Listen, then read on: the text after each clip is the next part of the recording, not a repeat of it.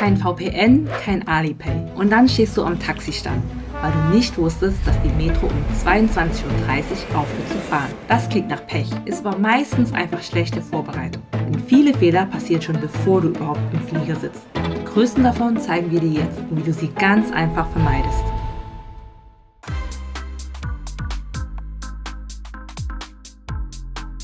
Nach der Landung geht's erstmal zur Einreise.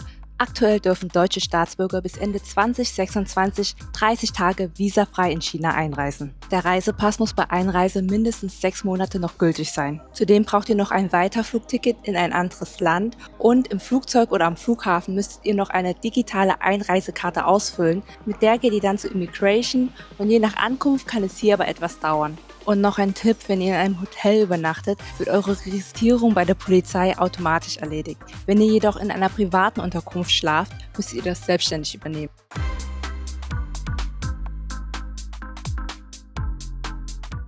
Und nun zur Arrival Card. Die könnt ihr einfach in Deutschland ausfüllen oder bei Ankunft in China. Hierfür braucht ihr einfach nur euren Ausweis und zum Beispiel ein Handy. Dann geht ihr einmal auf die offizielle Seite Entry Declaration, einmal auf Agree. Und dann könnt ihr da euren Pass einmal abfotografieren oder hochladen. Dann geht ihr auf Next und dann sind die Daten einmal schon mal ausgefüllt. Ihr prüft das einfach nochmal und wenn da was fehlt, tragt ihr es nochmal nachträglich ein. Dann müsst ihr natürlich auch einmal die Flugnummer eintragen, wann ihr ankommt und wo ihr ankommt. Dann gebt ihr einmal ein, wo ihr geboren seid, eure Kontaktnummer und falls ihr ein Visa habt, eure Visanummer. Aber aktuell dürfen deutsche Staatsbürger bis zu 30 Tage visafrei einreisen. Anschließend müsst ihr nur noch eintragen, wieso ihr nach China reist, das Datum, wo ihr ankommt, welche Städte ihr besucht, in welchem Hotel ihr seid. Da reicht eigentlich auch das erste Hotel, also wir tragen immer nur ein Hotel ein, das erste, wo wir ankommen. Und dann könnt ihr das abschicken. Und wenn ihr dann in China ankommt, am Flughafen, geht ihr einfach zur Immigration, zeigt euren Pass vor und das ist alles schon hinterlegt. Wenn alles richtig ausgefüllt ist und alles übernommen wurde, dürft ihr ganz normal einreisen.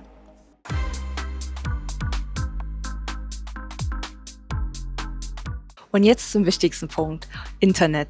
Ohne Vorbereitung kann es hier schon echt große Probleme geben. Das WLAN am Flughafen funktioniert oft nicht mit ausländischen Nummern.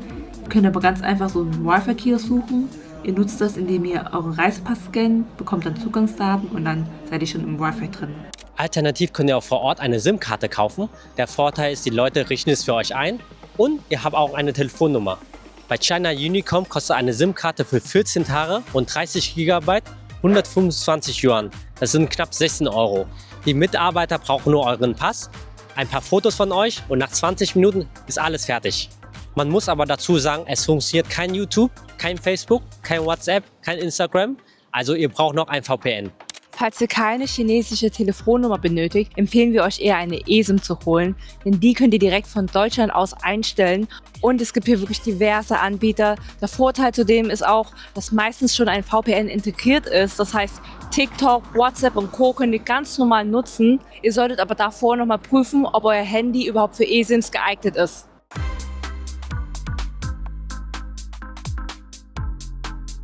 Natürlich gibt es am Flughafen auch Wechselstuben, wo ihr Bargeld wechseln könnt. Aber ich bin ehrlich, man braucht in China kein Bargeld. Ihr braucht nur Alipay oder WeChat Pay. Am besten ladet ihr euch beides schon vorher runter und richtet das vor der Reise ein, also hinterlegt eure Kreditkarte. Dann könnt ihr bei der Einreise direkt damit zahlen. Wir haben zum Beispiel keinen einzigen Cent gewechselt und kommen super gut klar.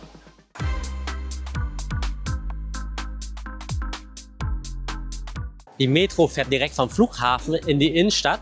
Es gibt kein Umsteigen, dauert aber etwas länger als 60 Minuten, kostet aber wiederum nur 7 Yuan, das sind ca. 90 Cent. Also sehr einfach und sehr günstig.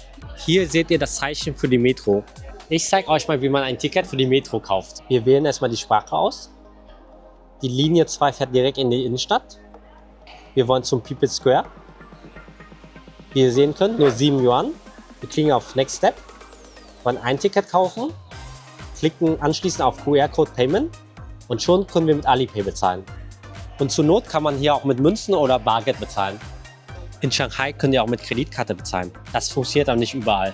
Eine weitere Möglichkeit wäre, mit dem Maglev zu fahren. Die stehen gerade vor den Zügen bzw. vor den Ticketautomaten. Man kann die an solchen Automaten kaufen oder am Schalter. Am Automaten geht es ganz einfach. Ich zeige euch mal, wie das geht. Man kann hier einmal auf Englisch umstellen, dann auf Buy Tickets gehen Ein Ticket kostet 50 Yuan für One-Way, aber wenn ihr hin und zurück kauft, kostet das nur 80 Yuan, weil es günstiger ist. Dann einfach hinzufügen. Diesen QR-Code scannt ihr dann mit Alipay oder WeChat Pay und schon habt ihr das Ticket. So einfach.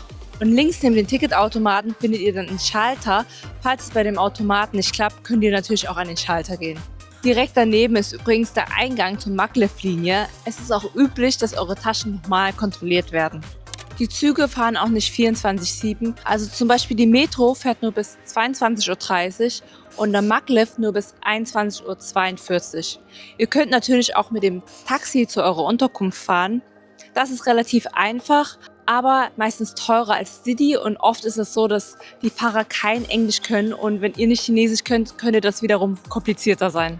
In der Etage B2 findet ihr dann die E-Hailing Pickup-Stelle. Dort könnt ihr dann einfach auf euer Didi warten und falls ihr das nicht findet, fragt einfach einen Mitarbeiter, die helfen euch gerne weiter. Didi funktioniert eigentlich genauso wie Uber. Man gibt einfach ein, wohin man will. Also zum Beispiel wollen wir jetzt zu People Square, deshalb geben wir in der Suche People Square ein und sehen, aktuell kostet das ungefähr 125 Yuan. Das sind so 15 bis 16 Euro. Also schon wesentlich teurer als mit der Metro. Aber wenn ihr viel Gepäck habt und oft umsteigen müsst, würden wir euch schon empfehlen, mit Didi zu fahren, denn das ist wirklich viel angenehmer.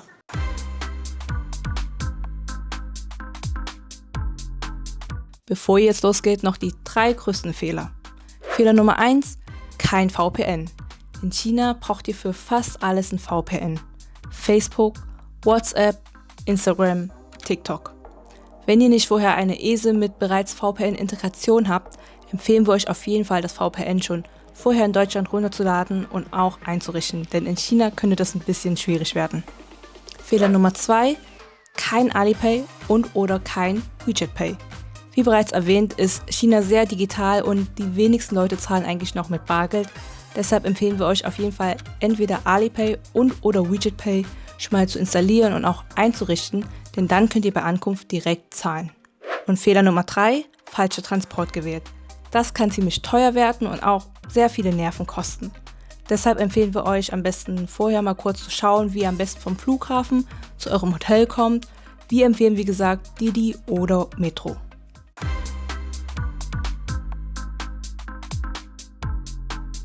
Wenn ihr sehr, sehr spät ankommt, würden wir euch auch empfehlen, einfach ein Hotel in der Nähe vom Flughafen zu buchen. Dann ist alles ein bisschen entspannter. Am besten geht das über Trip.com. Darüber buchen wir eigentlich alle Hotels in China. Denn da kann man direkt sehen, welche Hotels ausländische Touristen annehmen dürfen. Denn in China ist es nicht so, dass jedes Hotel jeden Touristen annehmen darf. Und falls ihr jetzt noch wissen wollt, was man in Shanghai alles so machen kann, schaut euch auch gerne dieses Video hier an.